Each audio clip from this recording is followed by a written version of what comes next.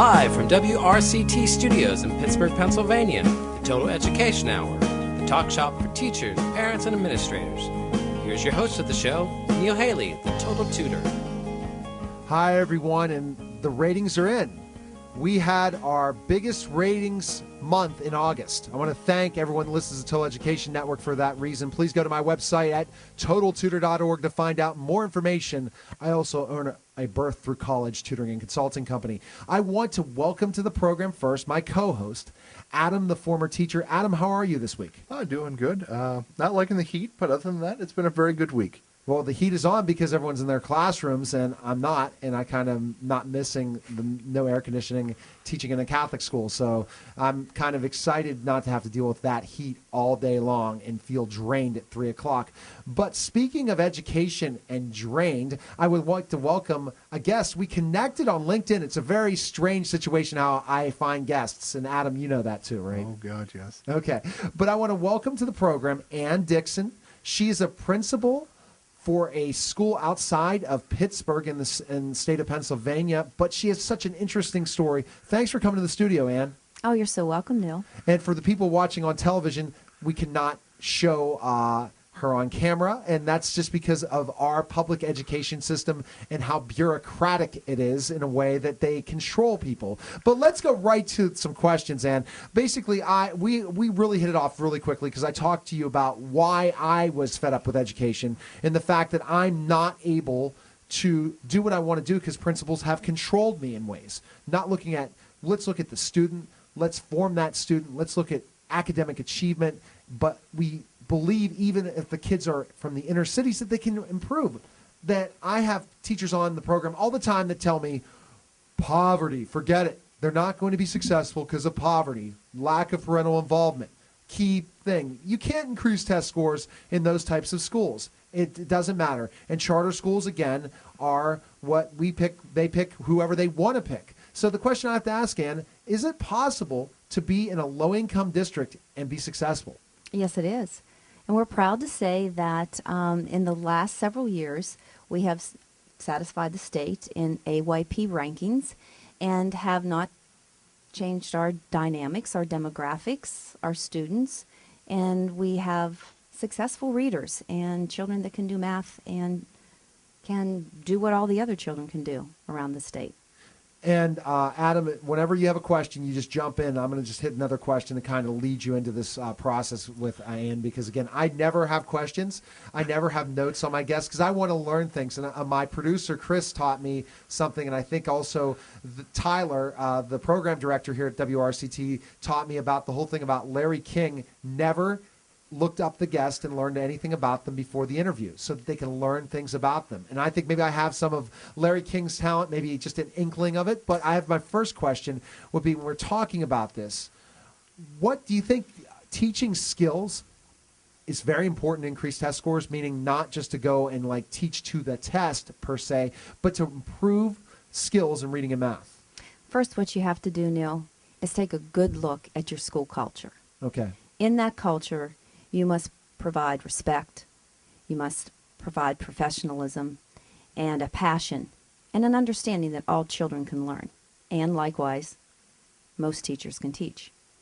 So in knowing those factors, which I call them instead of excuses or deterrents, such as low socioeconomic, poverty, minorities, the things that we've looked at as challenges before, they're factors. You factor in the equation.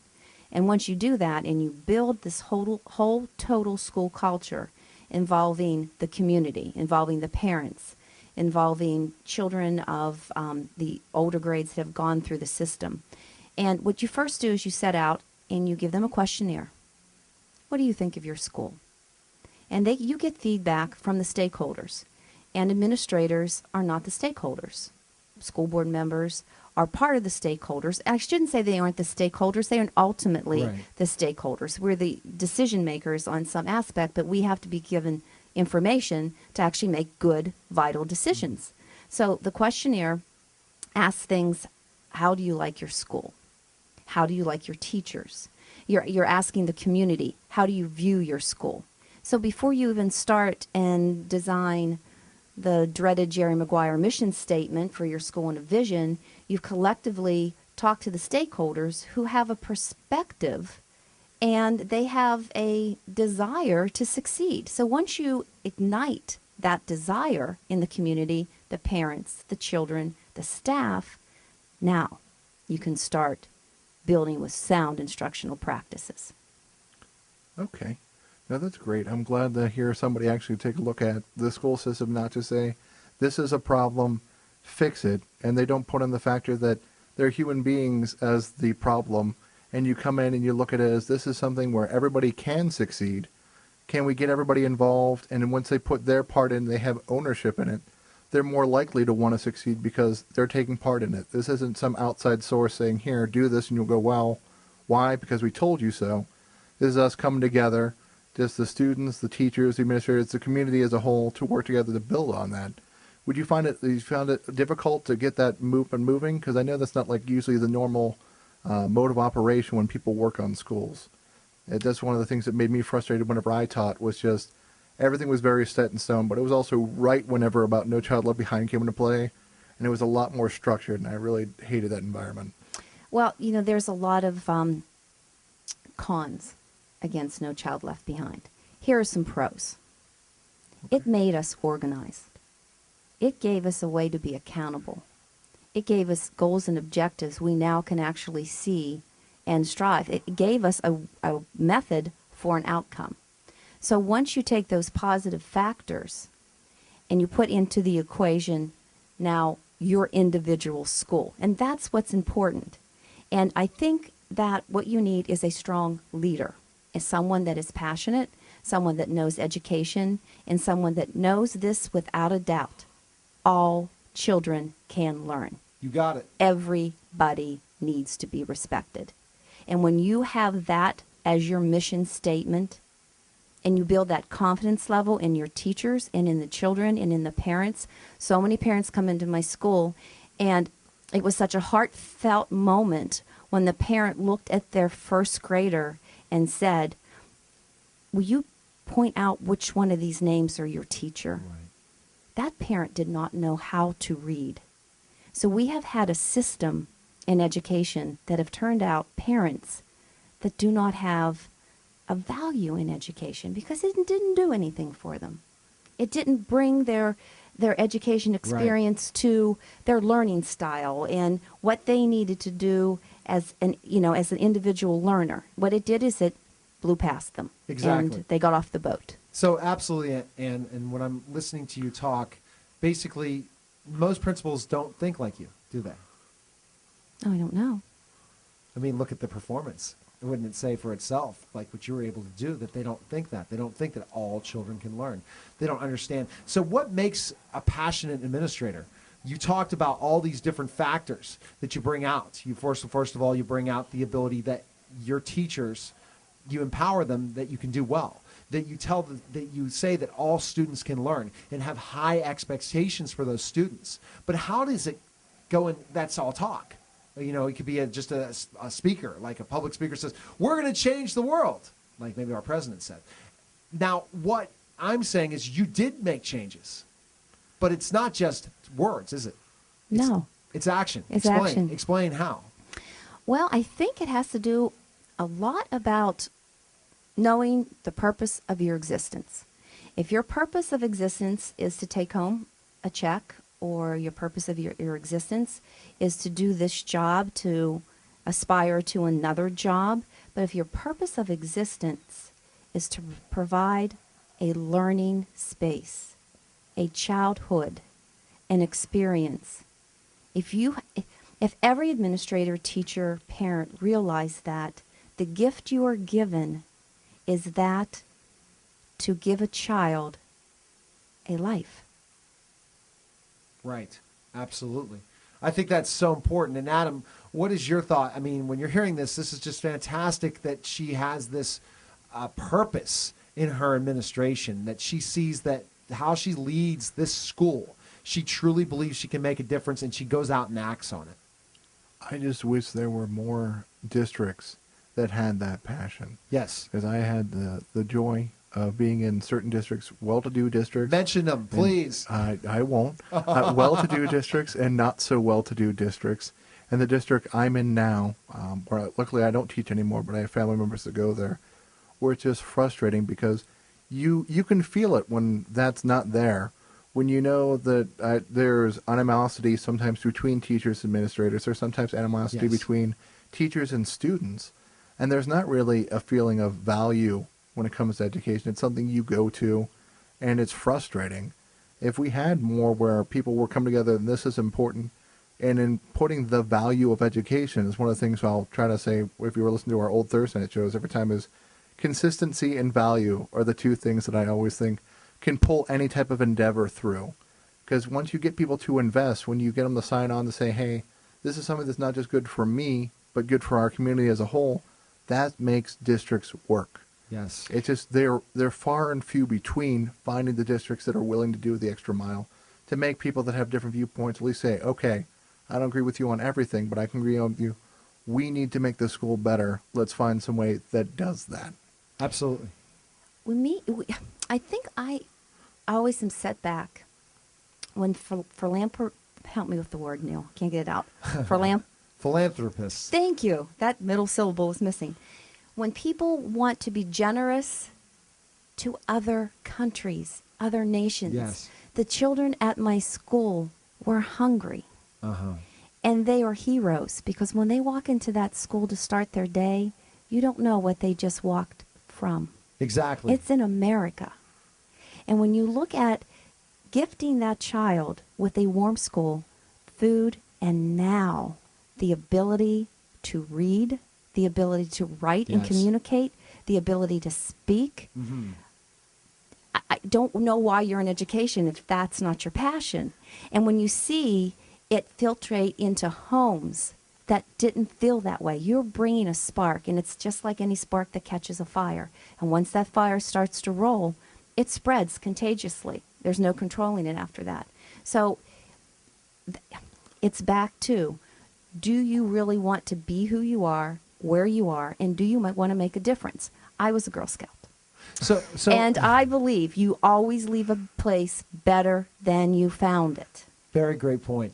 And I think, Ann, when I'm hearing this passion, you are unlike 95% of the administrators. And again, I am, I guess, an administrator knocker in a way because they aren't looking at their teachers as people. They're looking at them as a number. They're not empowering them. They're not saying, hey, I know you can do this. A motivator, a coach. Let's think of football. And we're about to take a break in a second about this. A football coach is not going to be successful if his team is not willing to perform for them. There you go. And that's what you're doing, is you're a coach that motivates for them to go out and do that. And we'll talk more about this. We'll talk about some of the headaches you dealt with your district and how you had to fight to get what you wanted. We're listening to the Total Education Hour on the Total Education Network. We'll be back in just a moment with more with Ann Dixon, principal that finally has some knowledge.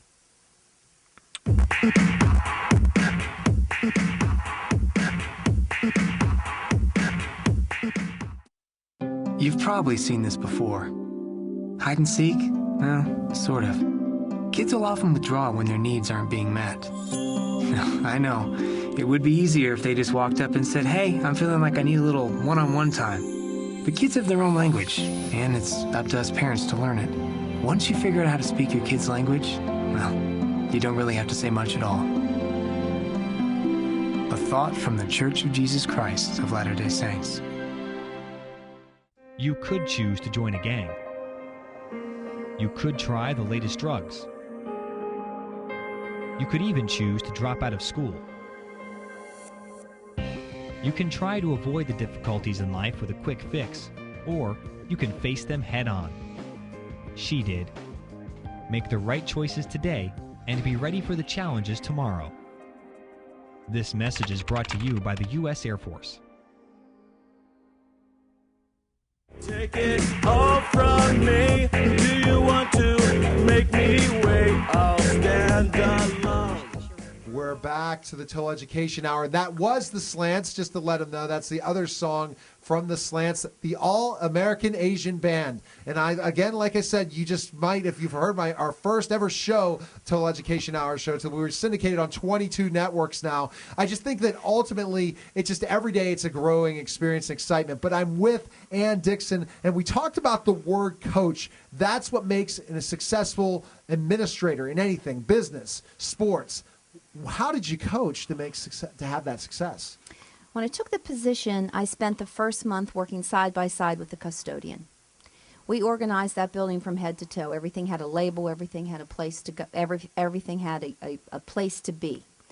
And then I worked side by side with the secretary and cafeteria and bus drivers and so on and so on. Because what a good leader does is understands the roles and the dynamics of what you're expecting people to do. Yes. And you can't just say you understand. You have to do the work with them. And as we all know, if you don't know what's going on in the building, if the secretary doesn't know, you better ask the custodian. So you look at your vital key players and you make sure you know that they are a part of that team. Yes. That team, instead of everyone is a spoke on a wheel. And if one team member is down, then that wheel is not going to spin around the educational, learning, reading type of thing. And I think once the non-professional staff understood that what they do in that building is as vital as any other staff member in that building, including the principal, and that's the approach I took. And with the teachers, along with that philosophy and being a coach, I stretched teachers so far. I saw things in them that they didn't even know they had. Yes. I put them in positions where they said, whoa, I've never taught reading before. Oh, I've never done this before. We implemented an RTI model. And I know things come, things go, educational materials, lingo, all of those type of things. But the only thing the RTI model is being able to teach children in small groups, remediate their skills, give them a chance to learn, see the information twice, learn it in homogeneous grouping, and then again revisit and be with their heterogeneous grouping. It's a combination of both. But it's taking those children in that classroom that's anywhere from 15 to 30, and that teacher that's teaching straight down the middle. It gives that group that's higher to soar. It gives that middle group to understand those skills, and it gets that lower group to remediate those skills. So immediately that attention is given before that information is learned wrong and then utilized wrong, and then you have to go back and do something they call reteaching, which I don't even know is a very valid approach.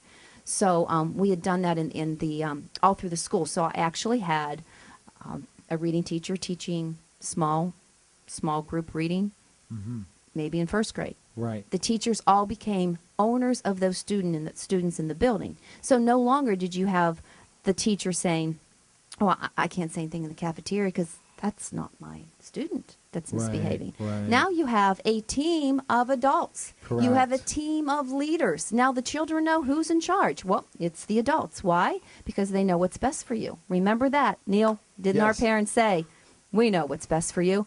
So if you look at that approach, now you have children saying, I can sit back and be a kid. Exactly. So, I mean, and I know Adam has another question, but we talked about the RTI model my first year. It was one of the articles, and I was so for this. And I've heard people like the Bronx teacher, TFT, ripping this apart, saying this cannot be done. It does not work. And I know that it has worked, and we can talk about that, but I know Adam has a question. But one thing I like about it is the ability to create more one-on-one opportunities, because that, especially with kids that struggle, they need that. And I have to say that I'm glad, I'm really happy for your district. I hope someday that there's more districts like that. Just the RTI model was something I actually also enjoyed, even though I usually agree with Bronx and TFT on a lot of things. That is one of the things I thought was good. It teaches to a lot of things. And one of the things you're going over also was just that the teachers working together as a group. One of the most frustrating things I had whenever I was teaching, I was a social studies teacher, was when we had our meetings, it wasn't, what can we work on? It was usually, I can't stand blank, let's work with that. And all of us were trying to get various coaching positions because that's the only way for anyone to even care about social studies. It was just a lack of caring we felt in the entire district, just for what we did. But just coming together for, okay, here, be in charge of this, and work with it, and just having I guess ownership is the word we're going for, but just a connection with those kids. And I think one of the other things about that model is sometimes the kids get to teach, especially when you're in the group. And that's why I actually like that model one of the most. When you're in small groups back and forth, if you can teach something, you really understand it. That's when you know the light bulb has lit up. And when you're in small groups, somebody involved in there is going to be a secondary teacher, and they're going to chance to see that light bulb light up. That's so important, and when you say that, that's the key. That's tremendously what, meaning RTI. That's really what changed your school's mentality in a lot of ways to improve test scores or teaching kids to read and do mathematics, which they probably couldn't when you came to the school. A lot of them were just far, far behind, right? Right. When I came to the school, teachers were islands. They were disconnected. They had whatever you did in third grade didn't parallel to what was to come in fourth grade. So we very much appreciate the No Child Left Behind and giving us a blueprint. Here's your anchors. You know, do some mapping with it. This is what you teach in third grade. This is what you teach in fourth grade. So guess what we're not doing? Teaching the same thing year after year after year. It's a progression. Now we do this. Now we do this. Now we do that. And guess what? We're going to test you, give you your results and feedback, and tell you how well you tested this, how well you taught it. So then now you start looking at, is it instruction that is lacking, or is it children's performance that is lacking? Now you have this data-driven analysis to help teachers understand, is it my instruction I need to improve? Is it my children's test-taking skills that we need to improve? Now we're throwing out those great questions, and data's telling us the answers.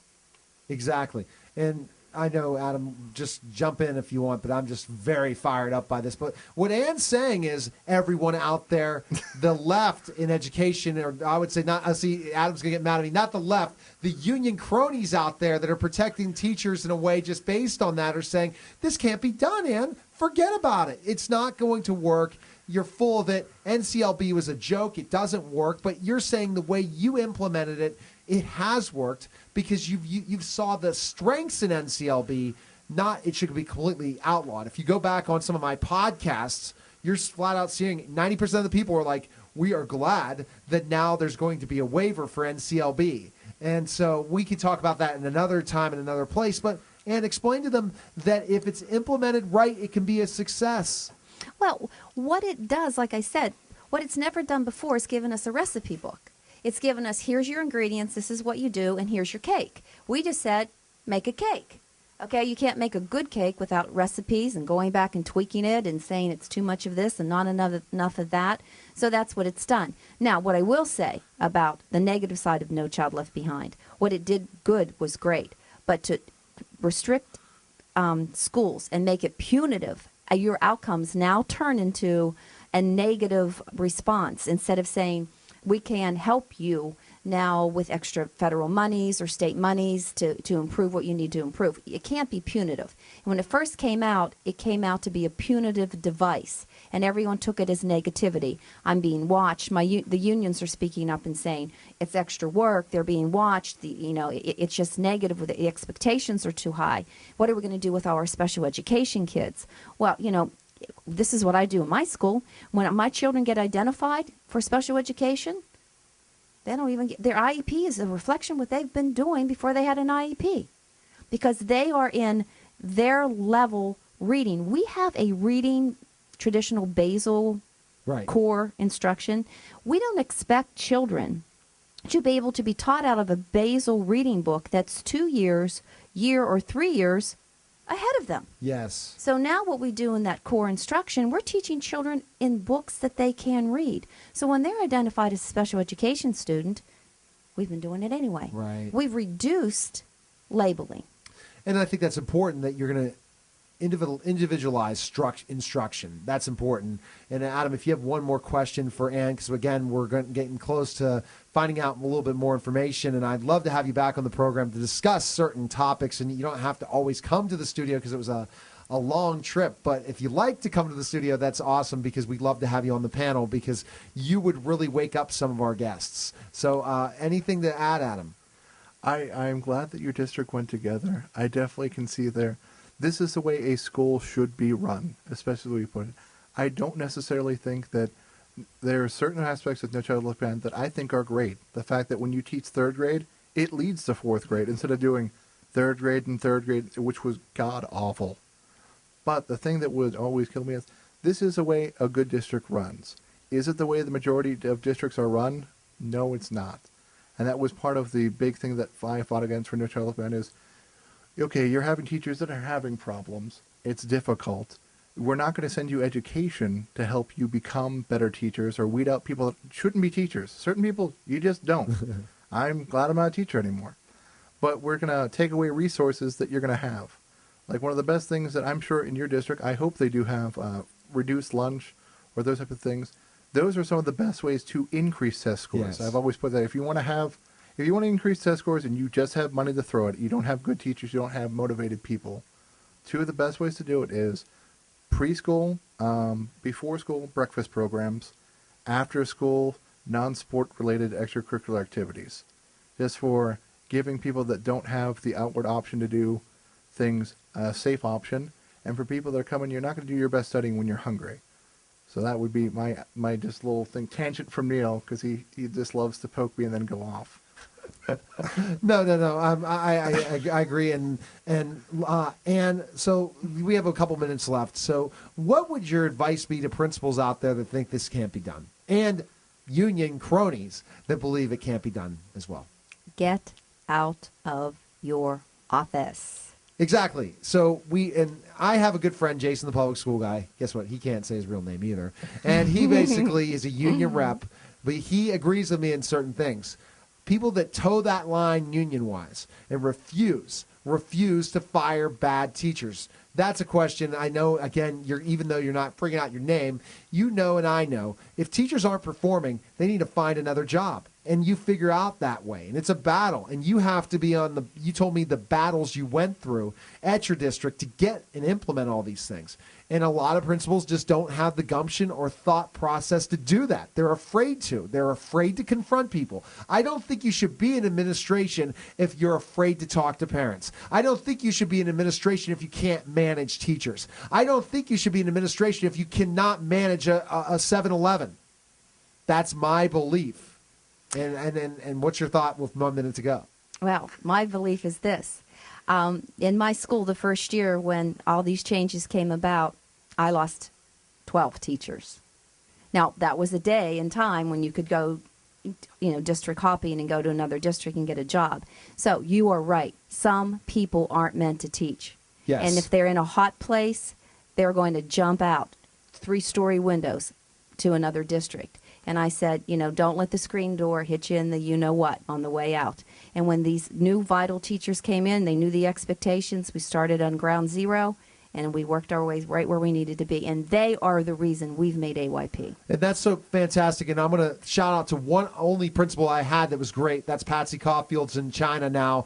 And, again, anyone at Extra Mile Foundation, you should have kept her there. And that's the bottom line. And I'm not afraid to speak out on these different things because I am a member of the media. And that's my best principal. And she definitely reminds me of you, Ann. And that's what I loved teaching for 3 years. The rest, I didn't really care for it because I was controlled. You're listening to Total Education Hour on the Total Education Network. And we'll be back in just a moment with another interesting guest on public speaking. And maybe I'll get some tips on public speaking. And maybe Ann and Adam as well. We'll be back. Hi, this is Danny Glover, and you're listening to 88.3 FM WRCT Pittsburgh.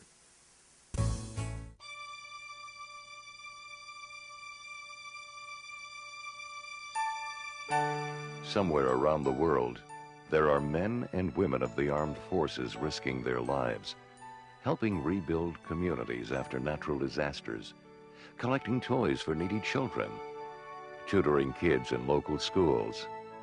They were at Bunker Hill, Gettysburg, Iwo Jima, Khe They've been under the sea and to the moon. They stand watch in Korea. They keep drugs away from our shores. They patrol our skies every day, every year. These are your sons and daughters. You see them in church and at Little League games. But they are special because they work to keep us safe, secure, and free. Dedicated men and women who put their country first.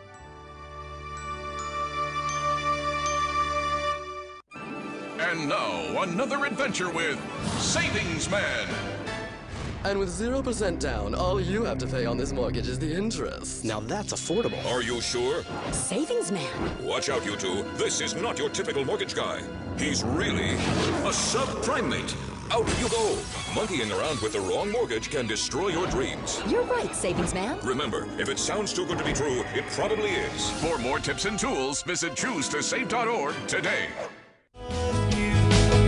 You know he wasn't true.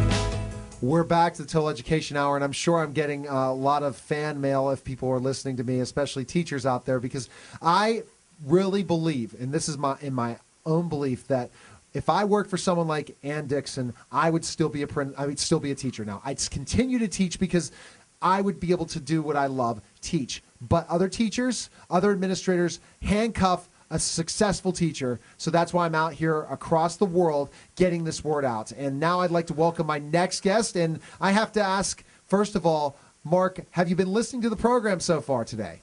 I just caught the tail end there. You're really charged up, Neil. Yeah, I'm really charged up. It's not like we were talking about mosquitoes last week, Mark. And now I want to welcome to the program Mark Grimm. And Mark's topic, he is an expert teaching public speaking, and he's going to provide tips for us on to improve our public speaking. So, Mark, thanks for calling the program. It's great to be with you, Neil. All right, so, Mark, what do you think is the first essential thing to be a great public speaker? Well, I think the first thing is the approach. And I read a lot of public speaking books. I really didn't think any of them really took the really laser-focused approach that I took, and that's why I wrote my book, Everyone Can Be a Dynamic Speaker. Yes, I mean you. And that's part tongue-in-cheek, but partly it's to make a point that everyone can become more dynamic. But the first thing is forget about I, because everybody's worried about what am I going to wear and what am I going to say, and am I going to say too many times. The first question to ask in your mind is, what does the audience want? Do you know what that is? Have you asked them if you had that opportunity, or for the people who are preparing or asked you to speak? Find out what the audience wants. And once you have a clear idea of what the audience wants, start to prepare your outline based on how you deliver value to what they want. And if you deliver value in a way that they see that's important, all of a sudden they think you're a better speaker. So that's something that's really important. Rule number one, it's not about you, it's about them. So it's about them. It's about speaking to the people who are listening to you then, correct? Delivering value. Think of it in terms of how any business person would deliver value to customers, client, whether it's a product or service. When they leave that room, they should have a takeaway. And it's not something they need with the 10 pages of notes. It's something they can clearly understand, walk out of that room and say, I learned something today. I have this takeaway. I'm going to use it today to make my life better, or my company or my cause or whatever it might be. If they can't be able to articulate that, then it's the problem with the speaker. All right.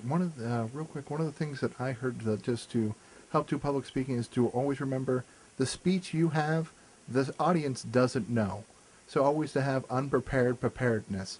Know that you're not going to be able to follow script, and when you do go off on a tangent, just be confident with it, because they're not going to know the difference. Well, I do think the key is to connect, because people say, first of all, what makes somebody dynamic? Everybody wants to be dynamic. It's a great thing to have. And it's not about a $700 suit or being really smooth. It's about connecting with the audience. Yes. By that I mean the audience feels like this guy, he cares about me, he gets me, he's really delivering value. And that's when, once you pass that threshold and you're really connecting, then you know you really own the room, because you're delivering value and focusing on what they want and have a clear, compelling way of presenting it. It's not enough to be relaxed. You also have to be clear and compelling in the kinds of things that you use to engage the audience and keep them interested. All right. Well, now, Mark, I see that you have to engage that audience. You have to make sure that you're delivering a product. You're delivering like for my show, I'm trying to deliver great information. So my job is to ask the right questions. That's my job as a public speaker. It's not about me talking all the time. It's about adding that little point to it. So it depends on your thing. If you're talking about, let's say, how to be a better educator, you're going to have to talk a little bit more. But when you're a talk show host, your job is to provide content and motivation and have passion in what you do. I've talked to many people that say great talk show hosts have what it's called the excitement, that they're motivated, they're excited to be here, and that's what generates that audience, which is very, very important. Now, Mark, what's the next important part of public speaking? Well, once you're prepared, that is to say, you know what the audience wants, and you have an outline, then you prepare what are the tools you're going to use to make the presentation interesting. Yes. I mean, we live in an audio-visual world now. This idea of getting up there and speaking behind a lectern is for the birds. In fact, the only reason they created this 4-foot wall between the speaker and the audience was protection for the speaker. And you won't catch me dead behind a lectern, because the reality is I want to be part of the audience. I want to be engaged in this interactive manner. So, what kind of tools am I going to use? What kind of videotapes? I'd like to use little video clips that show with a compelling example of the kinds of things I'm talking about. For example, I have a clip of a CEO who's asked, what does your company do? And he talks about, well, we make sodium nitrides and we split these into substrates. And everybody laughs, because even though I'm sure he knows how to split these substrates, that's not what his company does. His company delivers some benefit or service that really matters to people, and that should have been the answer to his question, not how you split substrates into various elements. Very good. So having that audio visual, having that when you're presenting, being prepared, but also having ways of using multimedia, that's a very important point of public speaking as well. Adam, what's the next question you have? So one of the things you're saying is to be a person first. One of the first parts is to make sure you connect, make sure you know that you're not just giving a speech, that this is full immersion is what you're trying to do with this audience. So not only can they say, hey, that's the person who understands me, I'm immersed in what you're going so much that I forgot time has passed. It was just that intriguing. What's some better ways to do that on top of, the video clips and just making sure you're not putting up physical or, I guess, barriers between you and them? Yeah, get them engaged. When I walk into a room with 30 people, that's, if they've got 20 years experience, each of them, that's 600 years of experience. Now, am I going to believe that I'm the only one who's got all the answers to the concerns that they have? I want to tap into the knowledge in that room and pull it out of them, because everybody's going to benefit. So nobody leaves a speech and saying, geez, I learned a lot, but I learned it from someone else. I didn't learn it from the speaker. They don't care. They want to have a gratifying experience where they learn a lot of knowledge and information that they can use that's practical. So I want to tap into the knowledge. I want to find out what these people care about. I want to get them engaged. Because when they say X, I oftentimes will see other people in the room shaking their or nodding their head and says, yeah, I felt the same way. I have this empathy with the concern that this other person has. And then we answer. And sometimes I'll get a question that I don't have the answer to, and I say, does anyone else have the answer? And oftentimes someone else in the room will have the answer, which is the goal, is to answer questions that the audience has. So get them engaged, have an interactive environment where you're hearing from them and you're providing input and you're hearing from each other. So together you create this learning environment where everybody wins. Okay, Mark, hi. This is Hi. Ann. How are you? How are you? Good. Congratulations on your book. Oh, thanks so much. If someone wanted to get into public speaking, is that covered in your book, or do you have any Absolutely. kind of suggestions? Yeah. How do you get started? Well, first is to have something to say. And as just Neil was talking about earlier, the job of a radio host is to be interesting. I don't care how much you care about your material. It doesn't matter. If you're not interesting, nobody cares. So our goal is to as a speaker, is to have something to say. What is it out there that people want to know about? And the truth is, we're all experts at something.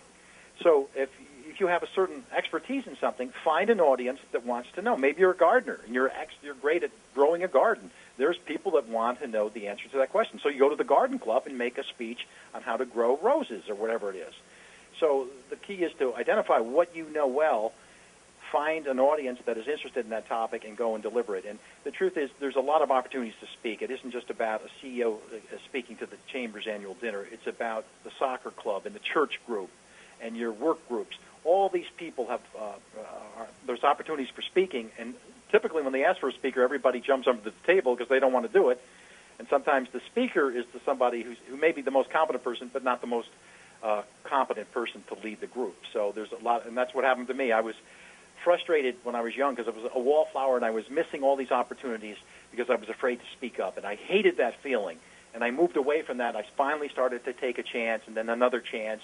And then I followed this path to the point where people write big checks for me to come speak. It's kind of crazy, but the reality is I deliver value, and that's why they do it. So there's plenty of opportunities to get out there and speak. Is focus on the audience, on having something interesting to say, and then get the experience doing it. The only way to get better is to do it. So, Mark, that's a very interesting question. Like, I go ahead and on the radio, and because no one's really watching me, or television, they are watching, meaning they can see me, but I don't see an audience. I don't feel that my guests and the people all around me are even paying attention to what I'm doing. But if I'm in front of 50 or 100 people, I get a little bit... I'm not that great of a public speaker. Even when I was a professional wrestler and get on the mic about 400, 500 people or 1,000 people, I would kind of just try to block them out completely and just go crazy when I was a bad guy in that way. So I see completely what you're talking about. So how would you, like for someone like myself who does not mind speaking, talks for hours, ask my wife, and then am I able to go ahead and do it in a forum of 5,000 people where everyone's watching me? Yeah, it's great because I was a TV anchor, and we would get invitations all the time to speak at these dinners and all these events and all that. And people just think TV anchors are good public speakers. Most of them are not. In fact, most of them are terrified because the skill sets required in television, that is to speak comfortably into a glass tube in an empty studio, is totally different than getting in front of an audience. And I know a lot of TV anchors who are terrified of public speaking, and that's why they avoid doing these events, and people think they're stuck up. They're stuck up. They're not stuck up. They're afraid to do these events because they're afraid they're going to, they have the same anxieties that any other speaker would have. So it's recognizing, Neil, that it's a totally different skill set being on the air versus being in front of a group of people. And this is an interactive environment when you're in front of a group of people. You have to respond to what they're, if people say, what happens, Mark, when you're giving a speech and it's not going over and it's bombing? My answer is then to change things up. And then to do something differently. Don't wait to the end of the speech and have people tell you that you didn't really do well. And I had a tennis coach in college. He said, Mark, there's 100 ways to lose. You should try them all. And by that he meant if something isn't working, then alter it a bit and make that presentation about the audience. And I've known people where speakers, I love to observe the audience when I'm at a speaking engagement, somebody else is speaking. And I look around sometimes, and people are on their iPads and they're on their phone, and they're just gazing out the window. The speakers are not even aware that they've lost the audience, and that's a sin. So really should be included in your audience, and are they reacting? If they're not, then you need to do something differently. Then they need to get some pro wrestling training because, again, when you had a dead crowd and I saw these people that thought they were great wrestlers, but you couldn't hear the fans at all the entire time. I had them the entire time. They either hated me or they loved me. I've never talked about this on the show, so this is kind of funny what you're bringing out today, Mark. But where can we find more information on you because you really provide great tips? Well, markgrimm.com is my website, and that's 2 M's in Grimm, where you can see a rundown on my book, and I've done TV interviews on the book, so we talk about tips for public speaking and also media relations with involved it. And you can get a rundown on the book, the outline of the chapters and all of those things, and you can actually buy the book online right there. Okay, well, basically, you can go ahead and take a look at the website and see more information. I appreciate you calling the program, Mark, and we'll be in touch very soon, okay? Great job, Neil. Great being with all of you. All right, take care, Mark. Thank you. Good luck, I appreciate Mark. it. Okay, and that's great. He was saying, great job. You're listening to the Total Education Hour on the Total Education Network. We'll be back in just a moment with something that I really don't agree with, so let's see if they can sell me.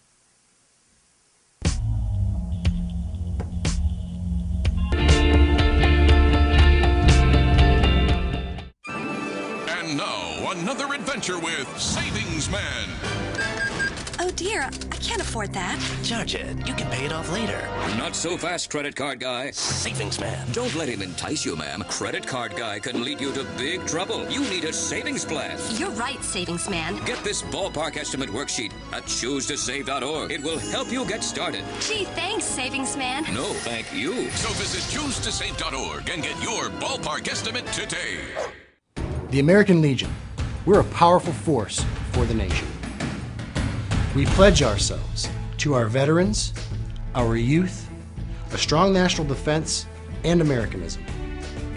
These 4 pillars shape our work and what we do for America. We work relentlessly within our 4 pillars of service, and we succeed. We're committed to making sure all veterans receive the benefits they deserve for the sacrifices they've made in service to America. We support and promote citizenship and integrity in America's future leaders. We know what policies, tools, and manpower our military needs to protect this great country. We fight to get these things done. We're patriots through and through. We promote and defend these values every day in communities across the nation. Go to Legion.org to find out more about the American Legion's commitment of service to America.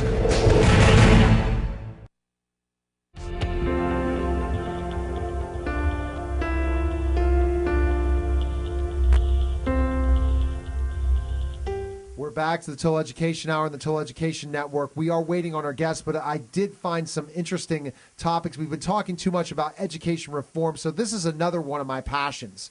My passions of helping special needs kids as an educational advocate. I cannot stand when I see that the public schools are not serving their special needs students. And this comes out, a topic that's very interesting from Education Week, and it talks about educationweek.org. Feds loosen rules on cutting special education spending. School districts that want to reduce special education spending from one year to the next without resorting what was cut now have the blessing of the U.S. Department of Education. Oh, no. The blessing? Okay, this is ridiculous. I'm getting even more mad at the U.S. Department of Education. In the past, federal law was interpreted to mean that once a district set its special education budget, it could not be reduced permanently except for very specific reasons. One of those exceptions to the so-called maintenance effort rule were limited to decreased expenses, such as when an experienced, highly paid special education teacher retired or high needs student left a district. Cutting the special education budget for other reasons meant a district was running the risk of losing its share of federal funds. So basically, giving the blessing to reduce special education funding, am I missing the point? Let me ask Ann about that. Well, it startles me. I'll see a school district cut. The cutbacks will be a special education aid. And, they paid not well. So you're thinking the large picture is that you cut a special education aid for a special needs student, and somehow with that savings is going to cause you to do what? You have to balance what your cuts are going to absorb and permit you to either save or permit you to spend. And if there's not an equality there, why would you cut? Special education can't be cut. Here, I have something. If the state really wants to make a difference, let's cut PennDOT. When I drive to work back and forth, it is ridiculous that PennDOT is resurfacing the same stretch of road every spring. It resurfaces roads that have no damage to them. And then you look at the countless employees, and I'm driving and I'm thinking, I lost teachers, and here PennDOT, where's the safeguard in spending in someone like PennDOT? Here's another thing, the lottery. Where is our lottery money going to? Can't we pull some of that to special needs students? That's a budget, that's an income, and you ask the state that question and they say, that's designated for senior citizens. And my response is, I have 2 senior citizens that I am totally in love with. They're called my parents. And the last time I checked with them, they didn't get a check from the state of Pennsylvania saying, here's your lottery money. So then they'll answer it saying, well, that's Meals on Wheels. I work for Meals on Wheels, and they're not getting surf and turf. So where is that absorbent amount of money going? Here's another thing, postage stamp. They ask us every once in a while, we're going to raise the postage stamp. Exactly. Okay, well, what are you doing with that money? What are we doing as Americans to look at how are they spending our money and why don't we have choices with it? And are you really going to cut things for kids? I agree with you 110%. One of the things that made me really upset, and usually I don't get political, that's something I avoid, was when we had such an increase in spending, when we had the economic downturn, and the thing they cut was education. I never thought we would run into any type of presidential or political group that would cut education funding, and that's one of the things that got cut, especially in our state when we had the most recent cut where a lot of districts lost teachers, and they weren't allowed to have other types of taxes to get those the teachers back in, because they felt that any type of new tax revenue had to be spent on something more important. See, Adam, I completely disagree with you, but that's okay. The views are of Adam, the former teacher, not myself. Now, I think that cutting special education funding, but cutting teachers, I don't have a problem as much for that, because maybe they were the right ones that need to be cut because they're making too much money anyways. The fact I'm going to talk about is this whole thing about special education. You cannot cut that funding. Cut something else in education. don't cut special needs students out because of IDEA. This is not allowed. This is ridiculous, and I am just so fed up when I hear about this. So how can they get away with this, Ann?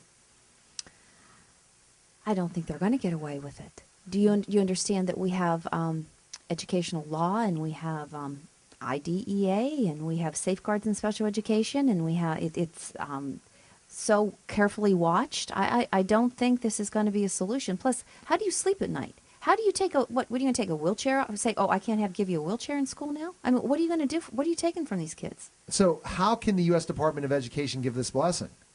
I don't understand it. I mean, am I missing the point, Adam? I don't think you're missing the point. I think you're finally looking at it. To me, it shows people aren't looking at the whole picture. The people making these decisions obviously aren't in schools, obviously don't have any special needs people in their life to see how much this helps them. People that are involved in special needs are usually the best people in the school. They're definitely not there for the money. They work their butts off. They're usually overworked, understaffed, and they have one for many. But they do their best. Everyone I've ran into has done their best for people that I care about. And I know that this was one of the worst things you could cut. For everything you could cut in education, why would you go for special needs? So we're on in Detroit, and there's a huge audience in the city of Detroit. And I'm hearing from Detroit, again, they're cutting special education funding so much.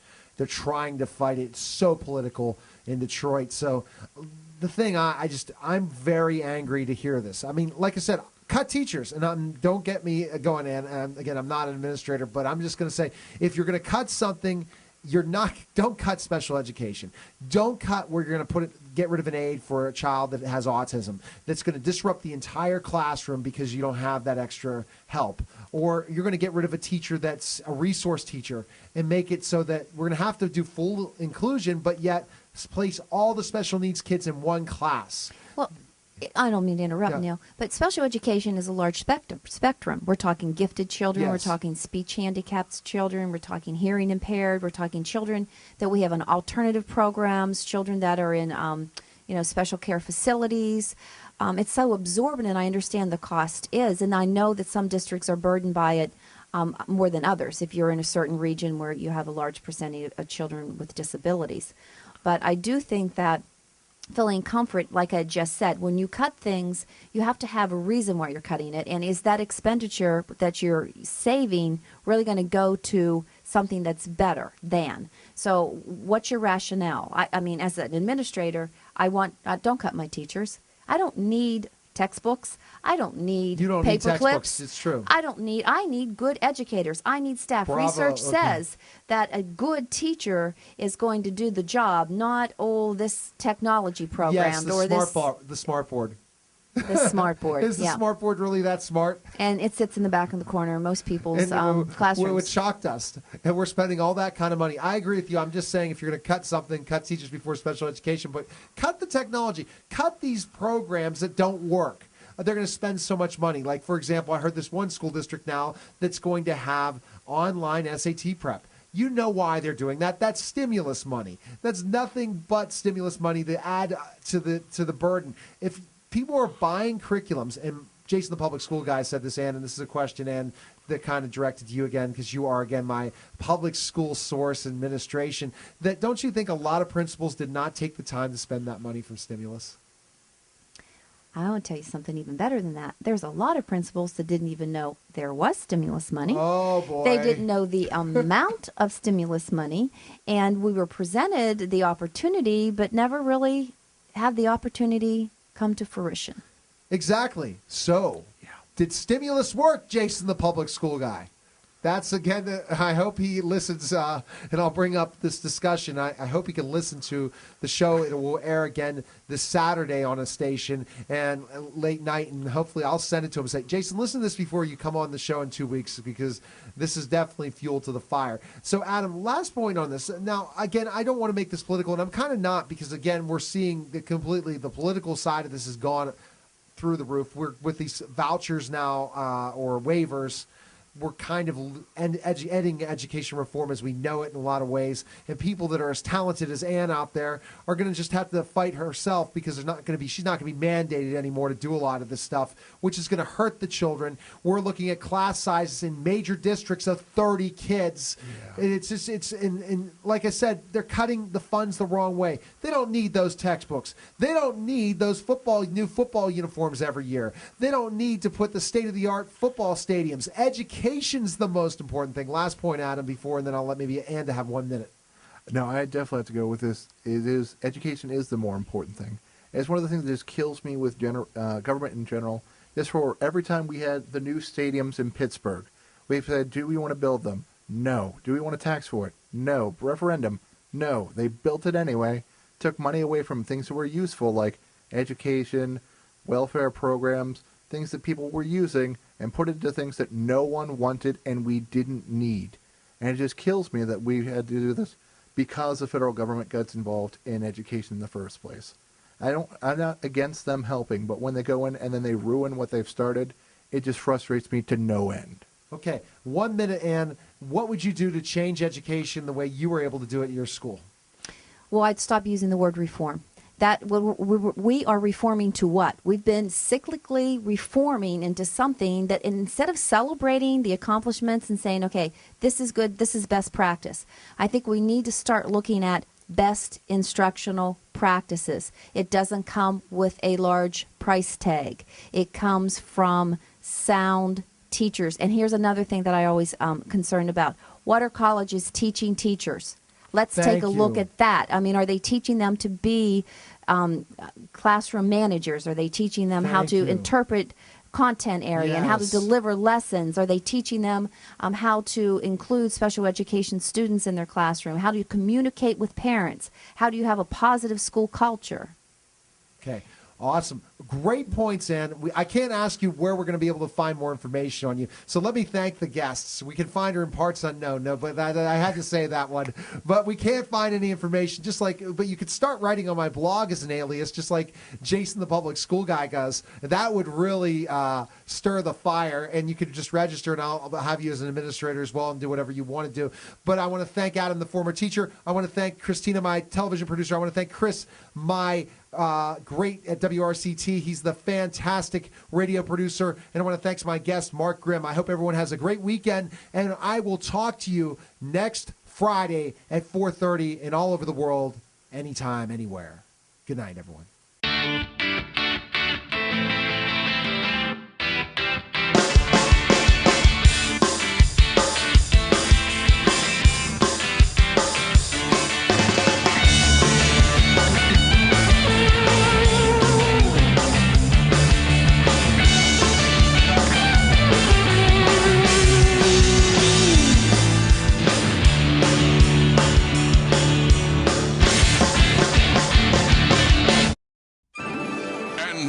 Another adventure with Savings Man. Oh dear, I can't afford that. Charge it. You can pay it off later. Not so fast, credit card guy. Savings Man. Don't let him entice you, ma'am. Credit card guy can lead you to big trouble. You need a savings plan. You're right, Savings Man. Get this ballpark estimate worksheet at choosetosave.org. It will help you get started. Gee, thanks, Savings Man. No, thank you. So visit choosetosave.org and get your ballpark estimate today. The American Legion. We're a powerful force for the nation. We pledge ourselves to our veterans, our youth, a strong national defense, and Americanism. These 4 pillars shape our work and what we do for America. We work relentlessly within our 4 pillars of service, and we succeed.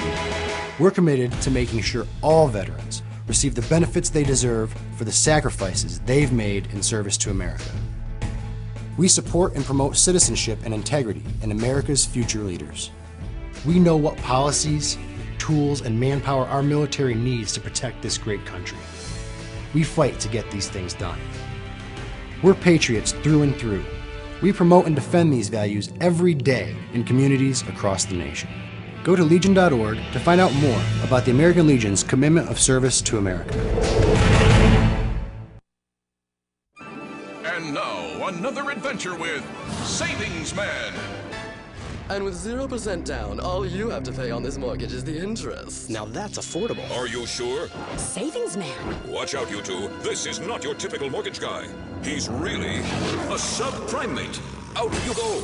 Monkeying around with the wrong mortgage can destroy your dreams. You're right, Savings Man. Remember, if it sounds too good to be true, it probably is. For more tips and tools, visit choosetosave.org today.